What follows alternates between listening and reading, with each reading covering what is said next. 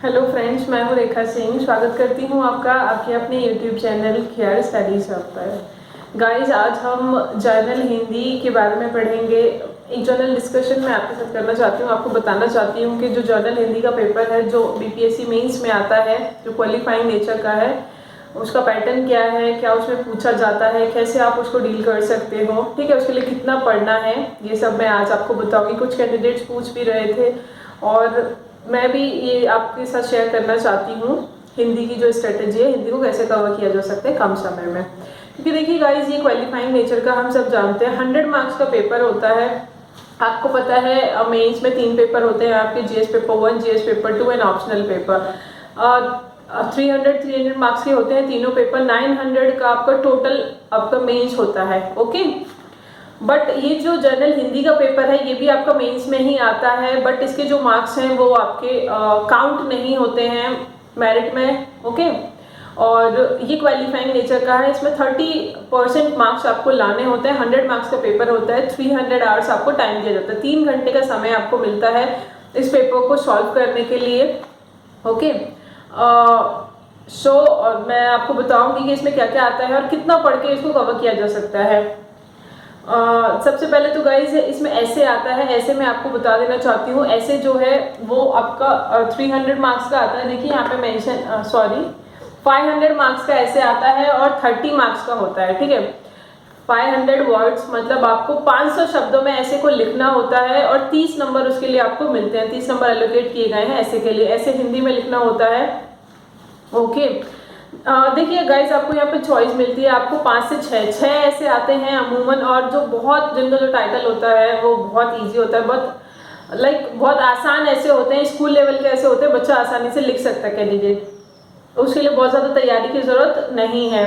Okay, तो 30 number का ऐसे होता है। 6 ऐसे आपको दिए जाएंगे जिसमें से आपको एक चूज करना होता है। 500 वर्ड्स का लिखना होता है। 500 वर्ड्स का मतलब देखिए एक पेज में आपके 100 से 150 वर्ड्स आ जाते हैं। राइटिंग पर डिपेंड करता है किसकी राइटिंग कैसी है। तो इट मीन्स आपको 4 से 5 पेज में लिखना होता है। ऐसे 4 से 5 जब आप लिखोगे तभी आपको अच्छे मार्क्स इसमें मिलेंगे। ऐसे में फुल मार्क्स तो कभी किसी को नहीं मिलते हैं, बट 20 प्लस 15 प्लस स्कोर किया जा सकता है आसानी से, अगर अच्छा है, कंटेंट अच्छा है आपके ऐसे का। ऐसे मैं एक बार आपको बता देती हूँ कि कैसे ऐसे पूछे जाते हैं, लैंग्वेज क्या होती है, किस लेवल के ऐसे पूछे जाते हैं। कुछ मैं प्रीवियस ईयर्स के ऐसे बता देती हूँ। स्वच्छ भारत अभियान पे ऐसे आया था 64th बीपीएससी की अगर मैं बात करूँ तो। भारत की शिक्षा एवं संस्कृति के बारे में पूछा गया था। तीर्थ यात्रा वर्णन के बारे में पूछा गया था। कभी आपने तीर्थ यात्रा की है तो उसका एक वर्णन कर दीजिए 400-500 शब्दों में। उसके अलावा दूरदर्शन द्वारा शिक्षा पर ऐसे लिखना था। उसके अलावा मैं जब नहीं सिखाता आपस में बैर करना, इस पर भी एक ऐसे आया था जो कि बेहद आसान था, लिखा जा सकता है। यूनिटी इन डाइवर्सिटी के बारे में है। परिश्रम स्वर्ग से भी बढ़कर बहुमूल्य वस्तु है। ठीक है, परिश्रम के ऊपर यहाँ पे एक ऐसे लिखना था। तो ये ऐसे एक आप टाइटल देख रहे हो, बहुत आसान है ये, ऐसे डिफिकल्ट नहीं है, आसानी से लिखा जा सकता है। बट जो कैंडिडेट हिंदी में वीक है, मैं उनसे रिक्वेस्ट करूंगी कि वो 10, 12, 15 ऐसे मेंस से पहले लिखकर जरूर देख लें। क्योंकि अगर उनको मात्राओं में मिस्टेक्स होती है, उनके पास हिंदी के सॉलिड वर्ड्स नहीं है, तो एक बार वो प्रैक्टिस कर लेंगे तो वो अच्छा ऐसे लिख पाएंगे। सीधा आप एग्जामिनेशन हॉल में जाके ऐसे लिखोगे तो शायद थोड़ी सी आपको प्रॉब्लम हो, दिक्कत हो सकती है। इसीलिए 10, 12, 15 ऐसे प्रीवियस ईयर्स के ही ऐसे जो हैं उनको लिख सकते हो। ओके, उसके बाद देखिए गाइज, ये पेपर क्वालिफाइंग नेचर का, मेरिट में इसके मार्क्स नहीं जुड़ते। 100 ले आओगे, 80 ले आओगे, फिर भी कोई फायदा नहीं, बट इसको क्वालिफाई करना जरूरी है। क्योंकि अगर आप इसमें फेल कर गए तो बाकी की आपकी जो कॉपीज हैं वो चेक नहीं होंगी। ओके, इसलिए ये इंपॉर्टेंट है। मैं कई ऐसे स्टूडेंट्स को जानती हूँ जो इस पेपर में फेल कर गए थे और दूसरे पेपर्स में बहुत अच्छा किए थे, बट उनकी कोई फर्दर कॉपी चेक ही नहीं हुई और वो रेस से बाहर हो गए। इसीलिए ये पेपर इंपॉर्टेंट होता है आपका एप्टीट्यूड, हिंदी का एप्टीट्यूड जानने के लिए। देखिए, क्योंकि यूपी, बिहार, ये सारे जो स्टेट हैं ये हिंदी बेल्ट के स्टेट हैं और इनमें एक आपको जनरल हिंदी का अवेयरनेस होना चाहिए, नॉलेज होना चाहिए। इसीलिए इस पेपर को रखा गया है। यूपी में तो इस हिंदी के मार्क्स जुड़ते हैं, बट बिहार में ये क्वालिफाइंग है। बिहार के कैंडिडेट्स जो होते हैं, यूपी के जो, उन सबकी हिंदी बहुत अच्छी होती है, बट इन सब केसेस जो स्टूडेंट्स होते हैं वो शुरुआत से इंग्लिश मीडियम स्कूल में पढ़े होते हैं, या फिर किसी भी कारण से अगर उनकी हिंदी कमज़ोर है तो उनको थोड़ी सी दिक्कत आती है इस पेपर में। इसीलिए आप प्रैक्टिस जरूर कर लीजिएगा। मैं आपको लास्ट में बुक्स बताऊंगी कि आप किस बुक से प्रिपेयर कर सकते हो इस पेपर को। 10-15 दिन में ही प्रिपेयर हो जाएगा, ज़्यादा करने की जरूरत नहीं है। तो उसके बाद गाइस दूसरे नंबर पे आपका प्रिसाइज आता है, संक्षेपण इसे कहते हैं हिंदी में। इसमें आपको एक पैराग्राफ दिया जाएगा 100, 150, 250 या 200 वर्ड्स का, उसको आपको 1/3 में लेकर आना है, ठीक है। 1/3 कर देना है उसको, और उसका टाइटल भी आपको बताना है, ठीक है। और ये आपका 15 मार्क्स का आता है, आपका जो आपका प्रिसाइज है वो 15 मार्क्स का आता है, ओके। उसके बाद आपकी हिंदी ग्रामर आती है 30 नंबर की। मैं आपको बताऊंगी ग्रामर में क्या आता है। ग्रामर 30 मार्क्स का है।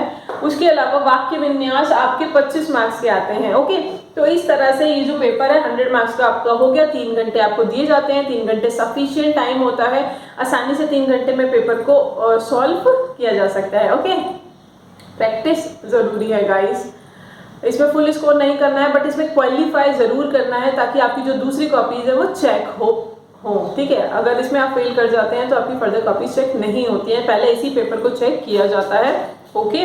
तो इस चीज पे आप ध्यान दीजिएगा। आई होप आप सीरियसली लोगे और अच्छे से करोगे। इसके बाद आप ये देख लीजिएगा गाइस, क्या क्या आता है आपका ग्रामर और वाक्य विन्यास में, ये मैं आपको एक बार बता देती हूँ। शुद्ध अशुद्ध आते हैं। सबसे पहले तो आपको 10 शुद्ध अशुद्ध दिए जाएंगे, और एक नंबर का 1 होता है, तो 10 × 1 = 10। 10 मार्क्स के होते हैं आपके शुद्ध अशुद्ध। एक सेंटेंस दिया जाएगा आपको जो अशुद्ध होगा, जैसे गुरु के ऊपर श्रद्धा रखनी चाहिए, ठीक है। ये एक आया था 64 बीपीएससी में। मैं आपको बताऊं तो गुरु के ऊपर श्रद्धा रखनी चाहिए, इसमें क्या गलती है उसको आपको सही करके सही सेंटेंस में इसको लिखना था। इस तरह से 10 शुद्ध अशुद्ध आते हैं। मैं गाने की कसरत कर रहा हूँ, इस तरह का। तो गाने का प्रयास होता है, कसरत नहीं होती है, ठीक है।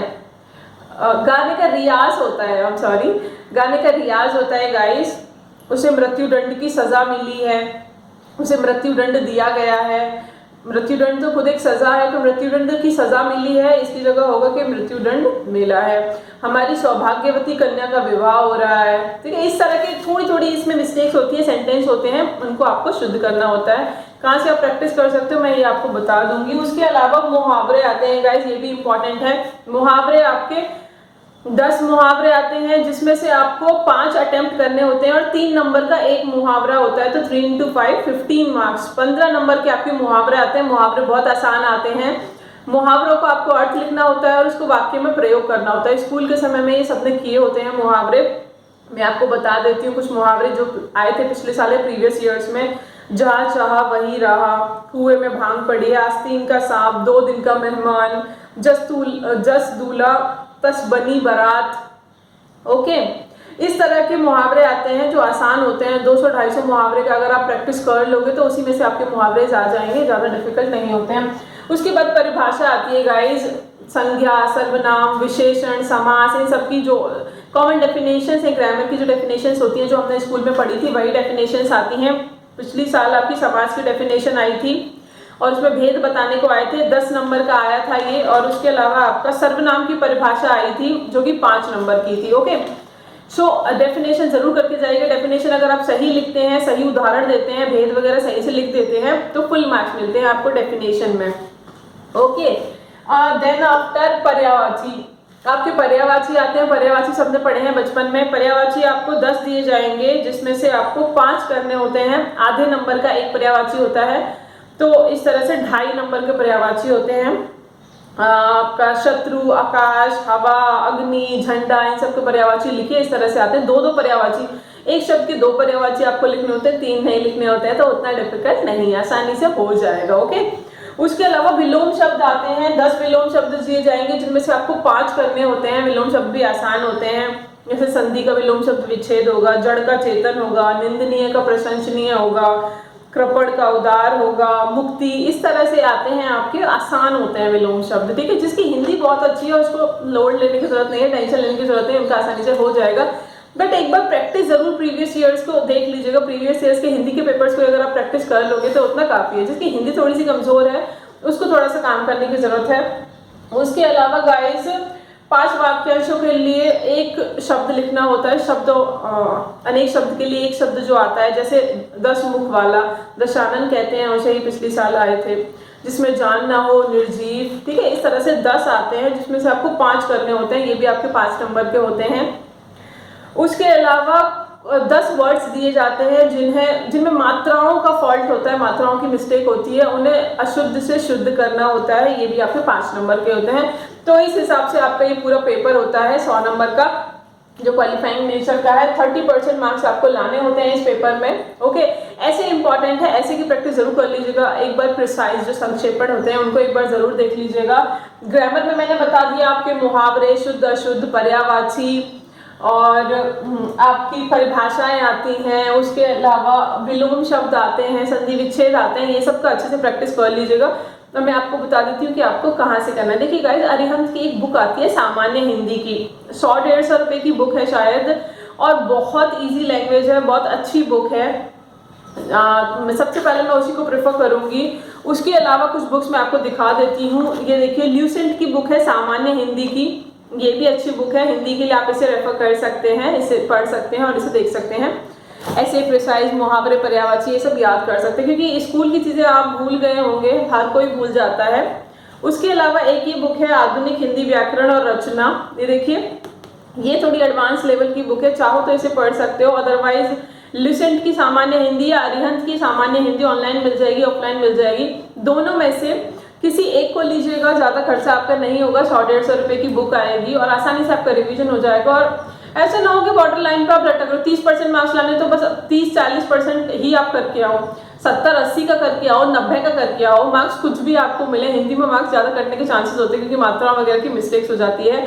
ऐसे लिखने के बाद अपने घर के बड़े मेंबर्स को ज़रूर चेक कराइएगा, एक बार रीचेक करा लीजिएगा, ताकि वो देख लें कि आप कहाँ मिस्टेक्स कर रहे हैं। मात्राओं की मिस्टेक तो नहीं है, शब्दों का फॉर्मल वर्ड्स लिखने होते हैं गाइस, क्योंकि नॉर्मल बोलचाल की भाषा हम नहीं लिख सकते हैं, इसलिए मैं आपसे कह रही हूँ ऐसे प्रैक्टिस जरूर कर लीजिएगा लिखकर, ताकि आपको अच्छे मार्क्स मिले और आप सेफ जोन में रहो। 70-80 मार्क्स मिले, 60 मिले, ऐसा ना हो कि 25-30 ही मार्क्स मिल रहे हैं, पता चला हिंदी के चक्कर में आप ड्रेस से ही बाहर हो जाओ, इतनी मेहनत कर रहे हो आप अपने ऑप्शनल पे, जीएस पेपर्स पे।